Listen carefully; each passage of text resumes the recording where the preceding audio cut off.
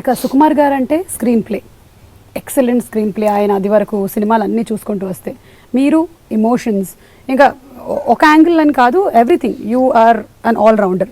So మీ ఇద్దరి కాంబినేషన్లో సుకుమార్ గారి స్క్రీన్ ప్లే అంతా ఎలా అనిపించింది మీకు? సుకుమార్ గారి గురించి మనం నిజంగా ఆయన గురించి ఇంకా మాట్లాడడం వేస్ట్ అని, బికాజ్ ఐ పర్సనలీ ఫీల్, ఇంకా అందరికీ తెలుసు, క్యాల్కులేట్ చేసేస్తారా ఆయన? లెక్కల మాస్టర్ అదే ఉండదండి, లెక్కలా ఉండదు. కానీ ఆయన అంటే ఇంకా నాకు తెలిసి ఇక్కడ ఉండాల్సిన దర్శకుడు మాత్రం కాదైన, ఇక్కడ ఉండాల్సిన దర్శకుడు కాదైన. అంత పని చేయొద్దు, ఇక్కడ మేము ఇంకా చాలా మంచి సినిమాలు చూడాలి.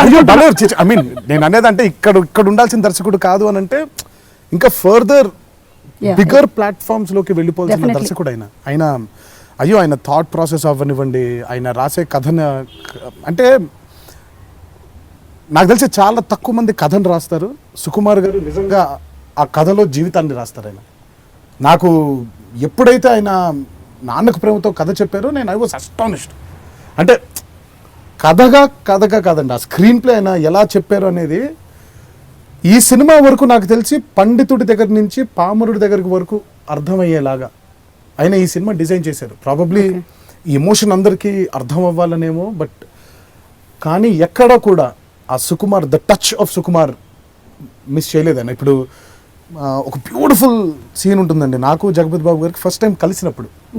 నేను మొన్న చెప్పాను ఆయనకి, నాకు షూట్ చేసినప్పుడు చాలా ఎంజాయ్ చేసుకుంటూ చేసామండి, కానీ తర్వాత ఏంటి ఇది ఎలా ఉండబోతుంది అని మొన్న డబ్బింగ్ చేస్తూ ఉంటే అప్పుడు అర్థమైంది నాకు. ఆయన వాయిస్ నా వాయిస్ కలిపి చూస్తూ ఉంటే ఒక హీరో ఒక విలన్ మధ్యలో ఒక రొమాన్స్ లాగా ఉంది. అది యాక్చువల్గా అంటే నిజంగా ఇద్దరు కలిసి అదేదో ఒక జుగల్బందీ మ్యూజిక్, అంటే 2 ఇన్స్ట్రుమెంట్స్ పెట్టుకుని చిన్న జుగల్బందీ లాగా ఉంటే ఎంత బాగుంటుందో అంత అద్భుతంగా ఉంది. I was shocked. And Sukumar గారి గురించి ఒకటే మాటలో చెప్పాలి అని అంటే, ఇంకా నాకు తెలిసి ఈ మధ్యకాలంలో చాలా మనం ఎప్పుడు కూడా హీరో విలన్ని ఒరే ఏంట్రా లేదా పేరు పెట్టి సంబోధించడం ఇలాగే ఉంటుంది. బట్ నాకు తెలిసి ఇట్స్ ద ఫస్ట్ టైం ఒక హీరో విలన్ని గారు, సార్, ట్రైలర్లు కూడా ఉంటుంది ఐమ్ సారీ కృష్ణమూర్తి గారు అని. సో ఆయన ఎప్పుడు కూడా ఈ సినిమాలో, ఎందుకంటే ఇప్పుడు నిజంగా ఇప్పుడు జగపతి బాబు గారిని పెట్టుకుని ఒరే నా వల్ల కాదు, అది ఎలా చెప్పను, ఇప్పుడు డైలాగ్ చెప్పాలని నా వల్ల కాదు. ఇప్పుడు అలాంటి స్టేచర్ ఉండే వ్యక్తిని నేను ఆయన ముందుకు వెళ్ళిపోయి ఒరే అని నేను అనలేను. నాకంటూ ఇన్హిబిషన్స్ ఉంటాయి. వాటన్నిటిని తీసేయడానికి హీ డిజైన్ దిస్. రెస్పెక్ట్ ఇచ్చి మాట్లాడదాం విలన్తో, ఆయనకు రెస్పెక్ట్ ఇద్దాం, తప్పే ఉంది. ఇప్పుడు ఆయనకు రెస్పెక్ట్ ఇస్తున్నట్టే కదా, లెట్స్ గివ్ ఇట్. సో అంత బ్యూటిఫుల్గా దాన్ని డిజైన్ చేశారు ఆయన, అరుపులు లేకుండా.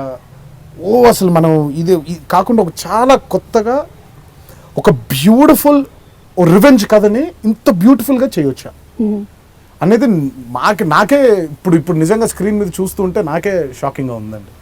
So that is Sukumar. ఆయన డీటెయిలింగ్స్ అవ్వచ్చు, ఆయన బ్యూటిఫుల్ మ్యూజిక్ సెన్స్, అవును, ఆయనకి ఇంకా అద్భుతమైన బ్లాక్ సెన్స్ ఉంటుంది ఆయనకి. అది ఒక పెయింటింగ్ లాగా.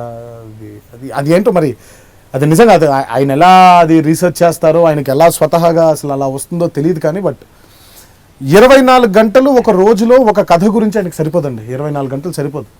ఆయన ఇంకా అదే పని రోజు సాయంత్రం రావడం, మళ్ళీ టీంతో కూర్చోవడం, మళ్ళీ రాయడం. అది నాకు తెలిసి ఎంతమంది అలా చాలా కష్టం కదా, కొంచెంసేపటికి you get exhausted. I was shocked and I don't think Sukumar garu's brain will ever get exhausted. నేను అసలు నాకు నిజంగా I'm telling you, I've never worked with a director like Sukumar garu till date, and I'm in love with him. and I really he's definitely one of my favorite directors.